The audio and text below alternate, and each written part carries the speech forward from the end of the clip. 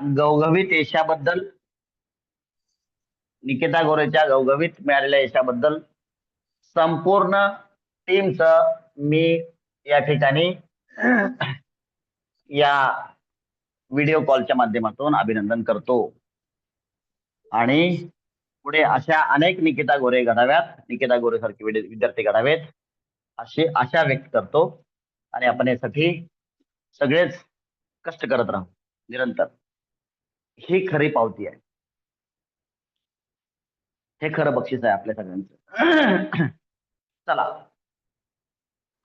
Okay. Having done with दिस, मी पण 2 दिवस खूपच बिझी होतो. उद्या संडे आहे, आज सॅटर्डे आहे. ऑफकोर्स उद्या संडे येणार आहे आहेच आहे.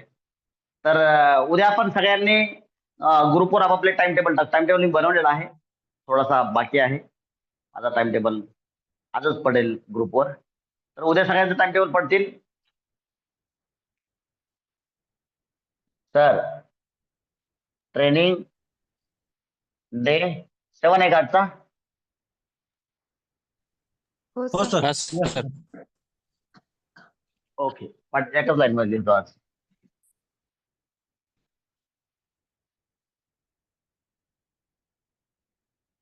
टीचर्स ट्रेनिंग डे 7 आंतरजाल झालं का?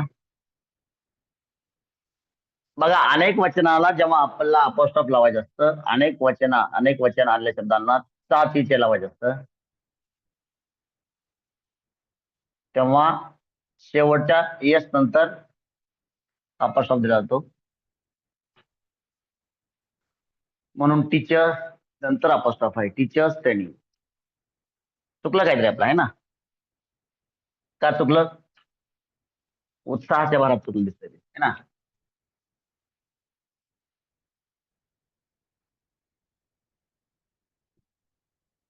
ट्रेनिंग झालं, ट्रेनिंग. बरं, मुद्दा आपला चालला होता टाइम टेबलचा, बरोबर?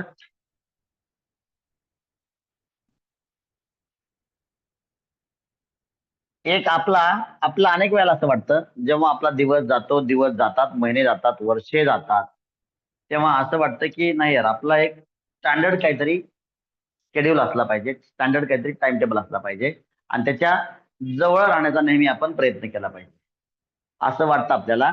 आणि ऍज अ टीचर, समाजाचा एक मार्गदर्शक या भूमिकेत आपण असल्यामुळं समाज आपल्याकडं खूप वेगळ्या कुतूहलानं बघत असतो.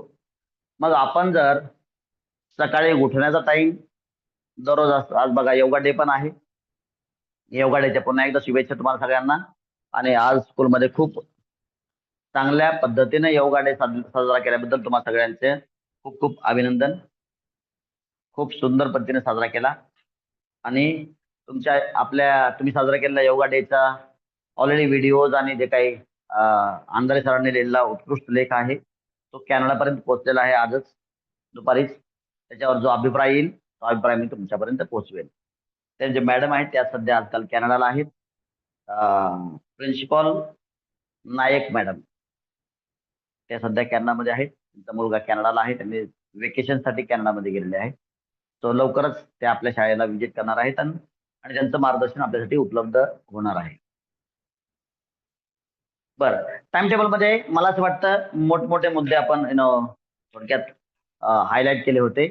त्याच्यामध्ये एक्सरसाइजला त्याचप्रमाणे फूड हॅबिट्स, आपल्या फूड हॅबिट्स हा मुद्दा एक विचारात घेतला जावा. फूड हॅबिट्समध्ये काय असलं पाहिजे? न्यूट्रिशनल फूडचा आपण अंतर्भाव केला पाहिजे. त्याच्यामध्ये साधारणतः स्प्राउटेड ग्रेन्स. बघा, आपण का खायचंय? कारण आपल्या घरात मुलांना सवय लागली पाहिजे. आजकाल पुढची पिढी खरंच साशंकतेच्या गर्तेमध्ये आहे की बाबा नेमकं काय होईल या पुढच्या पिढीचं. अशा वेळेला जर संस्कार या नावाची गोष्ट, मग संस्कार वेगवेगळे असतील, मग अन्न संस्कार असतील, वेळेचे संस्कार असतील, वेगवेगळ्या सवयीचे संस्कार असतील. आपण ज्या पद्धतीनं गोष्टी करतो, लहान मुलं, आपल्या घरातील मुलं, आपल्या स्कूलमधील मुलं, नकळत तुम्हाला बोललो होतो, मला गोरे सरांनी एकदा खूप चांगली आठवण करून दिली. म्हणजे सर तुम्ही बोलले होते की बघा तुम्हाला पण मुलं तुम्ही रुमाल ज्यावेळेस उघडता त्यावेळेस रुमालाची घडी कशी करता, रुमाल कशा पद्धतीचा आहे, रुमालाचा कलर कोणता आहे, प्रचंड वेगवेगळ्या गोष्टींचं जे काही निरीक्षण आहे ते विद्यार्थ्यांच्या करवी केलं जातं. मी बोलत असतो नेहमी की विद्यार्थी हा आपण काय शिकवतो हे कितपत बघतो हे माहित नाही, मात्र आपण काय काय हालचाली करतो म्हणजे शिक्षकांनी शिकवलेलं किती अभ्यास करतो हे माहित नाही. करत असेल तर 70% 80%, मात्र तो 100% त्या टीचरचा अभ्यास करतात. मग टीचर कसे आहेत, त्यांचा स्वभाव कसा आहे, त्यांच्या सवयी काय आहेत, ह्या सगळ्या तुम्ही न सांगता एकदम काटेकोरपणे तो विद्यार्थी अभ्यास करत असतोच. मग तो फर्स्ट बेंचर असतो किंवा लास्ट बेंचर असतो. मग याचा अर्थ जर आपल्यावर आपल्या क्लासरूम मधील एका वेळेला 40 मुलं 7 लेक्चर्स मध्ये 7 4 जा 280 विद्यार्थी, साधारणतः अवरेज 300 विद्यार्थी, 300 कॅमेरे आपल्यावर लागलेले असताना आपण कसं बिहेव केलं पाहिजे. हे तर स्कूल मधील कॅमेरे आहेत. बाहेर गेल्यास प्रत्येक व्यक्ती टीचर म्हणून वेगळ्या पद्धतीने बघत असतो आणि आजकाल तर खूप वाईट झालेलं आहे. वाईट म्हणजे काय एका अर्थानं वाईट, एका अर्थानं चांगलं. एका अर्थानं चांगलं काय की अरे यार हे लिटल वंडर्स इंटरनॅशनल स्कूलचे टीचर आहेत. मग 4 मुलं इकडे 4 लोक इकडे बसले असतात झाडाखाली चिंचाच्या, 4 लोक तिकडे लिंबाच्या झाडाखाली, 4 लोक तिकडे वडाच्या झाडाखाली, आणि ते वेगवेगळ्या वेळेला असे ते कोण असे ते टीचर आहेत. टाय घालून चाललं तुमच्या गावामध्ये, टाय कोण घालतं असं? म्हणजे काय एक कारण असू शकतं. तुमची चर्चा सुरू होण्याचं कारण वेगवेगळं असू शकतं. त्या वेगवेगळ्या कारणानं आपली चर्चा होते. याचा अर्थ आपल्यावर तेवढे कॅमेरे लावलेले आहेत. तर आपल्या सवयी चांगल्या असतील, आपलं बिहेवियर चांगलं असेल तर नक्कीच त्याच्यामध्ये आणखीन 4 चांद लागण्याची शक्यता आहे. टाइम टेबल मध्ये चला let's come back again to the time table. काय काय आले पाहिजे सर मुद्दे आणखीन याच्यामध्ये? फूड हॅबिट्स आले पाहिजे. फूड हॅबिट्स मध्ये आपलं स्प्राउटेड ग्रेन्सचा अंतर्भाव केला पाहिजे. भाकरी प्रमोट करा. भाकरी महाराष्ट्रासाठी खूप खूप सुंदर फूड आहे, चांगलं फूड आहे. आणि हळूहळू प्रयत्न करा की संध्याकाळचं जेवण अलीकडे ओढण्याचा. आणि हे देखील सायन्सच्या टीचर्सने मला असं वाटतं इंटरेस्ट घेऊन विद्यार्थ्यांमध्ये बिंबवावं की आपल्या जी पचन संस्था, ते पचन संस्था कशा प्रकारे कार्य करते, पचन संस्थेला लोड. बघा, त्यांना एकच सांगायचं, आम्ही तुम्हाला अभ्यासाचा लोड देतो का? तुम्हाला जर आम्ही अभ्यासाचा लोड देत नाही, मग मग त्यामुळं आपण आपल्या पचन संस्थेला देखील लोड नाही दिला पाहिजे. मग याच्यावर आपलं आयुर्मान कसं अवलंबून आहे, वेगवेगळ्या गप्पांच्या करवी त्यांना हे जीवनाचे जे फिलॉसॉफी आहे हे विशद केली जावी, असा एक माझा मानस आहे. बरं, काय काय गुंत घ्यायचं टाइम टेबलमध्ये आपल्या आणखीन मोठी रीडिंगसाठी आपला टाइम असला पाहिजे. बरोबर, मी बोललो होतो परवा ना, एक रीडिंगसाठी टाइम काढता आला पाहिजे. एक्सरसाइज बोललेलोच आहे. आणखीन काय मुद्दे असतील सर आपल्या टाइम टेबलमध्ये विशेष करून? तर मला असं वाटतं you people are really lucky, कारण तुमचा मला असं वाटतं 9 वाजता निघावं लागतं, 10 वाजता पोहोचावं लागतं, आणि संध्याकाळी 4 वाजता निघून 5 वाजता पोहोचता तुम्ही. तात्पर्य 9 ते 5 हा टाइम टेबल तर जवळजवळ निश्चित आहे. बरोबर आहे का sir? Am I right? Yes sir, yes sir. बघा, मग आता आपलं चॅलेंज काय माहिती का, झोपण्याची. बघा 24 आवर्स पैकी आपलं बघा 9 ते 5 म्हणजे किती तास झाले सर हे? 7 असतील. किती आहेत? 8 आहेत का? 8 आवर्स गेले, -8 तास किती मिळतात? Is equal to 16. बघा याच्यात टायमाची निर्मिती कशी होते. आता याच्यापैकी रिक्रिएशन असेल, मनोरंजन असेल, मनोरंजनाला वेगळा टाइम द्या, छंदाला वेगळा टाइम द्या. आणि आपण बघतो राहू राहिलेली माझी 16 तास जातात कुठं काहीच माहिती होत नाही. झोपायला किती तास लागतील सर आपल्याला मोठामोठी? 7 पकडायचे.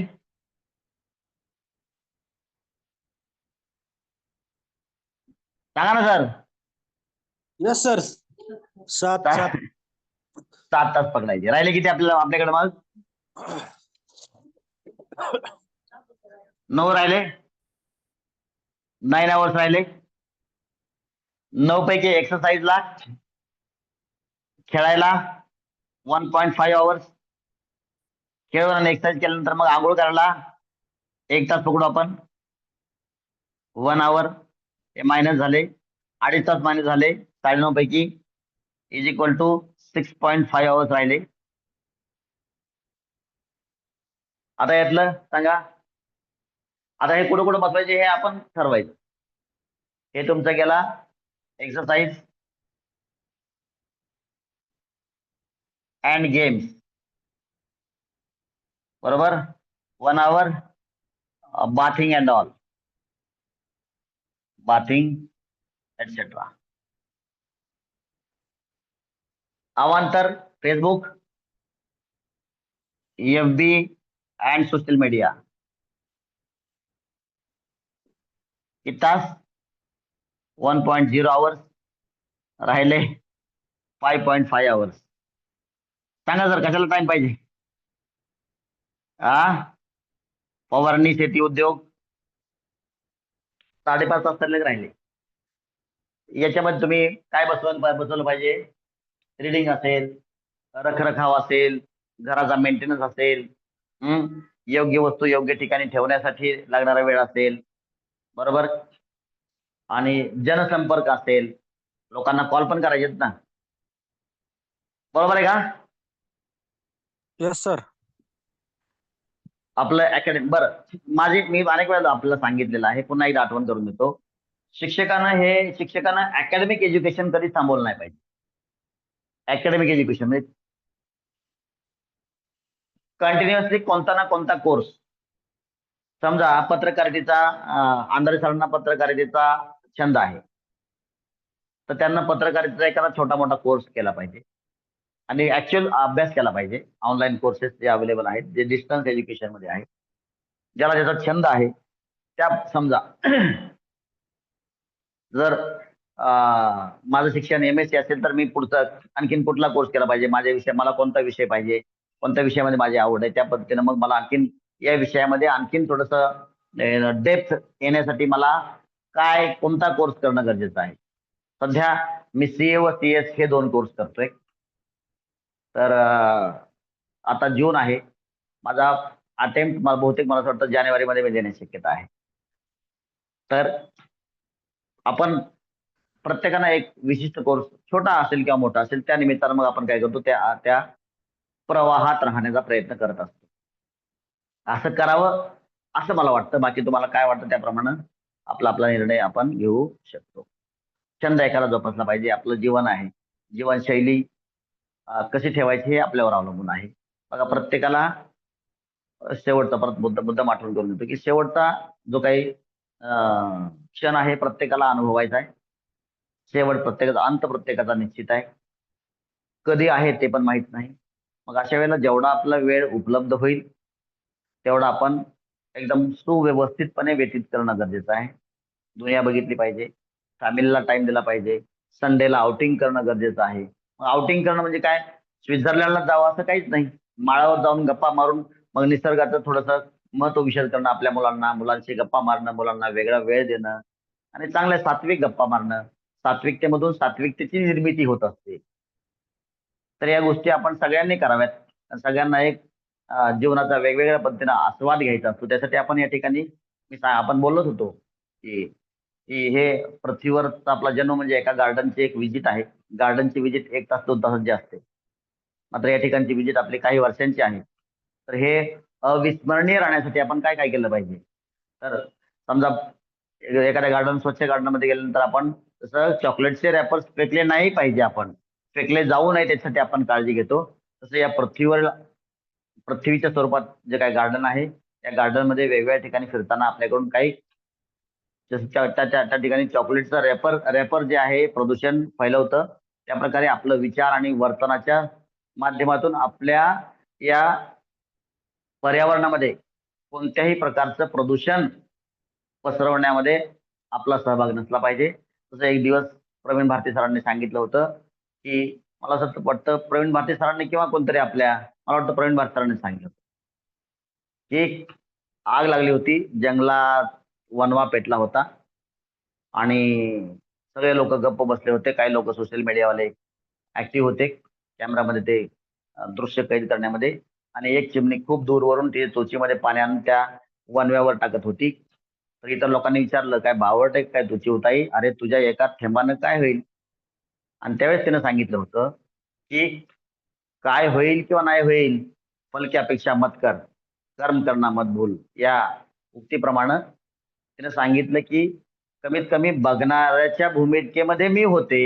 या लिस्टमध्ये बघणाऱ्याच्या भूमिकेमध्ये कोण कोण होतं या हिची लिस्ट जेव्हा बनेल त्या ठिकाणी त्या लिस्टमध्ये माझं नाव नसेल असं तिने सांगितलं होतं. तात्पर्य आपण सद्वर्तन करावं या पृथ्वीवर आलो तर. बरं, सद्वर्तन करण्यासाठी वेगवेगळी कारण आहेत. आपले फॅमिली मेंबर्स, आपली मुलं आपल्याकडे बघत असतात आणि आपल्याकडे बघून ते घडत असतात. तर अशा वेळेला दुसरी गोष्ट आपण आता थोड्या वेळापूर्वी बोललो की स्कूलमधील 300 कॅमेरे आपल्यावर आहेत आणि समाजातील साधारणतः 100 धरा. दररोज 400 कॅमेरे आपल्याला बघतायत. एक जर कॅमेरा लावला तर त्या कॅमेऱ्यासमोर कोणी म्हणजे वेगळं वर्तन करत नाही. समजलं, सद्वर्तन करण्याचा प्रयत्न प्रत्येक जण करत असतो आणि आपण शिक्षकावर आपल्यावर प्रचंड बघा. मी तुम्हाला अनेक वेळा सांगितलं की मी या ठिकाणी जेव्हा जातो कुठं हॉटेलमध्ये वगैरे समोसा वडापाव तर सोडा, मी तिकडं फिरकत देखील नाही. कारण का इतर लोक शिक्षक या दृष्टिकोनातून आपल्याला बघत असतात. मी तर तुम्हाला सांगितलं अनेक ठिकाणी जेव्हा जेव्हा जातो तेव्हा तेव्हा अहो सर इकडे कुठं असा समोरून जेव्हा प्रश्न येतो तेव्हा आपल्याला वाटतं बापरे मला इकडे पण बघतायत लोक. म्हणून आपला सरळ लाईनीत चालणं खूप आवश्यक आहे आणि त्यासाठी मला असं वाटतं हे टाइम टेबल आपला जो आहे ही खूप चांगली भूमिका निभावेल. बरोबर आहे का सर? मी एकटाच बडबड करतोय यस सर, आणि यस टाइम सर, आपला ओके. खूप जास्त झालेला आहे. बरं. याच्यामध्ये काय आणखी पॉईंट असतील तर तुम्ही ते टाका आणि उद्या सगळ्यांकडून मग टाइम टेबल अपेक्षित करायचं एकमेकांनी आपण.